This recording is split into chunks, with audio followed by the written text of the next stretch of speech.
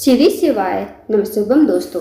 जैसे कि दोस्तों आप सब जानते हो, कल है शनिवार का दिन और शनिवार के दिन पड़ रही है द्वितीया तिथि, जो कि बहुत ही खास और विशेष होती है।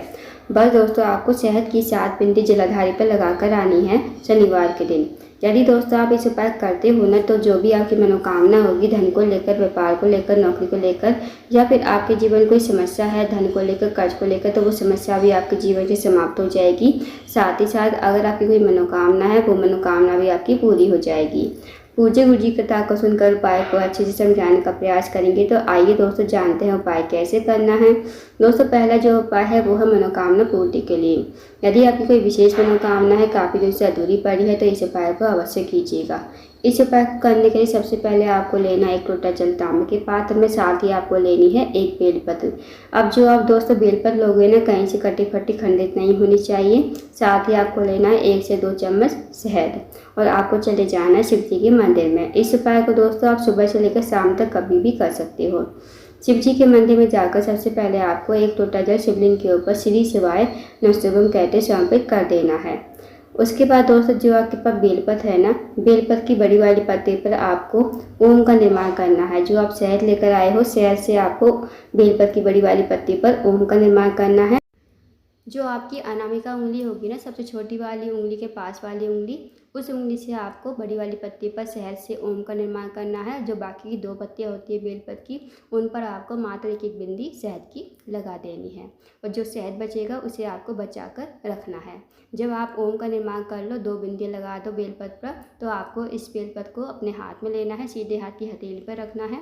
भगवान से प्रार्थना करना है कि हे महादेव, मेरी ये मनोकामना है, काफ़ी दिन से अधूरी पड़ी है, मेरे जीवन में ये समस्या चल रही है, आप मेरी समस्या को ख़त्म करें और मेरी मनोकामना को पूर्ण करें। तो आपको ऐसी प्रार्थना विनती करते हुए बेलपत्र को आपको शिवलिंग के ठीक ऊपर समर्पित कर देना है, श्री शिवाय नमस्तुभम कहते हुए। उसके बाद दोस्तों जो आपने शहद बचाया है ना, शहद की आपको 7 बिंदी जलाधारी पर लगानी है।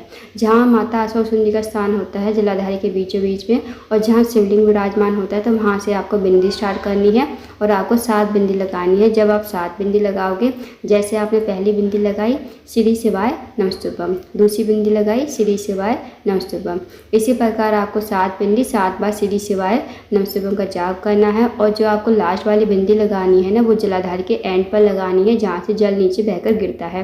तो आपको इस बात का ध्यान रखना, जहाँ शिवलिंग विराजमान होता है और जहाँ माता आसवा सुंदरी का स्थान होता है, तो वहाँ से आपको बिंदी स्टार्ट करनी है और लास्ट वाली बिंदी आपको जलाधारी के एंड पर लगानी है।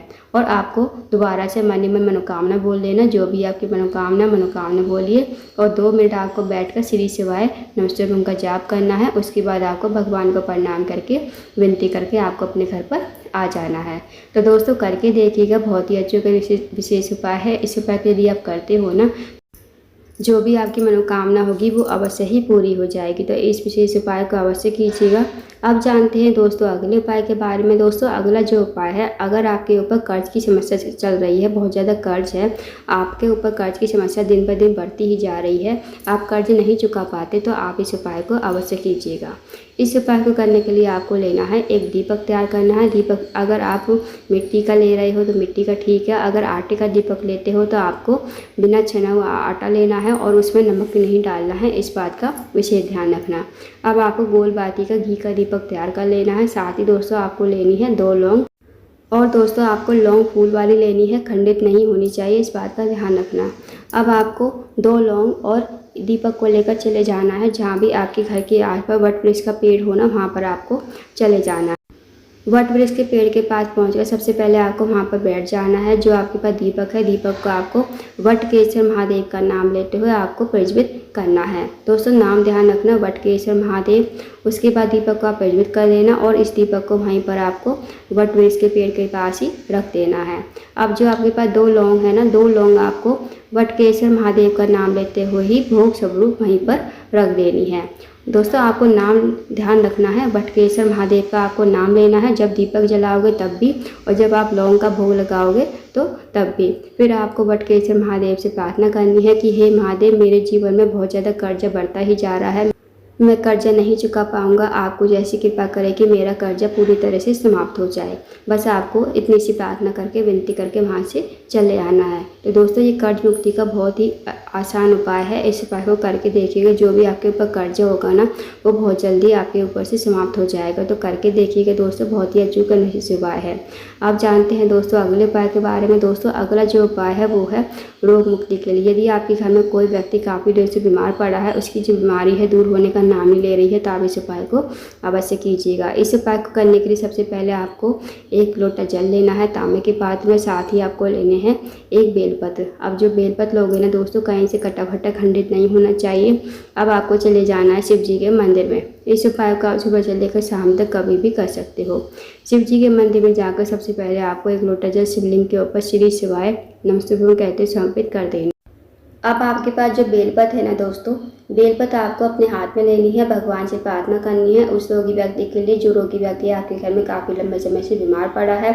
उसका नाम लेते हुए, गोत्र बोलते हुए इस बेलपत्र को आपको कुंडकेश्वर महादेव का नाम लेते हुए शिवलिंग के ऊपर समर्पित कर देना है।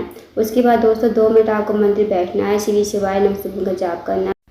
अब जो दोस्तों आपने बेलपत्र चढ़ाई थी ना शिवलिंग के ऊपर, वो आपको महादेव से विनती करते हुए औषधि के रूप में आपको अपने घर पर लेकर आनी है। इस बेलपत्र को घर पर लाकर उस रोगी व्यक्ति खिलाना है, जो रोगी व्यक्ति आपके घर में काफ़ी लंबे समय से बीमार पड़ा है। उसको आपको कुंडकेश्वर महादेव का नाम लेते हुए इस बेलपत्र को चबा चबा कर खाने को कहना है।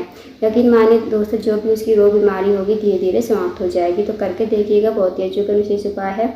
आप जानते हैं दोस्तों अगले उपाय के बारे में। अगला जो उपाय है दोस्तों, अगर आपके जीवन में धन की कमी है, पैसों की तंगी है, या फिर आर्थिक तंगी से बहुत ज़्यादा परेशान हो, आपके घर में माता लक्ष्मी का वास नहीं है, माता लक्ष्मी आपसे रूठी हुई है, तो इस उपाय को अवश्य कीजिए। इस उपाय को करने के लिए सबसे पहले आपको 1 लोटा जल लेना है तांबे के पात्र में, साथ ही आपको लेने हैं 2 कनेर के फूल। 2 कनेर के फूल जो पीले कलर के होते हैं दोस्तों, वो आपको लेने हैं। अब आपको चले जाना है शिव जी के मंदिर में। इस उपाय को आप सुबह से लेकर शाम तक कभी भी कर सकते हो। शिव जी के मंदिर में जाकर सबसे पहले आपको 1 लोटा जल शिवलिंग के ऊपर श्री शिवाय नमस्तुभ्यं कहते समर्पित कर देना है। उसके बाद दोस्तों जो 2 कनेर के फूल है वो आपको अपने हाथ में रखने हैं, भगवान से प्रार्थना करनी है कि हे महादेव, मेरे जीवन का ये कार्य है, बहुत दिन से अटका हुआ है, आप मेरा कार्य पूर्ण करवाएं। साथ ही मेरे जीवन में धन की वृद्धि नहीं है, धन की प्राप्ति नहीं है, माता लक्ष्मी का हमारे घर में वास नहीं है, माता लक्ष्मी हमसे रूठी हुई है। आप कुछ ऐसी कृपा करें कि हमारे जीवन में कभी धन की कमी ना हो, माता लक्ष्मी हमारे घर में हमेशा वास करे। तो आपको ऐसी प्रार्थना विनती करते हुए आपको 2 कनेर के फूल शिवलिंग के ठीक ऊपर श्री शिवाय नमस्तुभ्यं कहते समर्पित कर देना है। 2 मिनट आपको मंदिर बैठना है, श्री शिवाय नमस्तुभ्यं का जाप करना है। अब आपको भगवान को प्रणाम करते हुए, विनती करते हुए आपको अपने घर पर आ जाना है। तो दोस्तों करके देखिएगा, बहुत ही अचूक विशेष उपाय है। जो भी आपकी धन की समस्या होगी ना, वो समस्या आपकी दूर हो जाएगी। तो दोस्तों ये थे कुछ विशेष उपाय जो आपको शनिवार के द्वितीय तिथि दिन करने हैं। इन उपाय का अवश्य कीजिएगा। अगर आपको जानकारी पसंद आई हो, वीडियो को लाइक करना, शेयर करना, चैनल को जरूर सब्सक्राइब करना, कमेंट बॉक्स में श्री शिवाय नमस्तुभ्यं हर हर महादेव जरूर लिखना।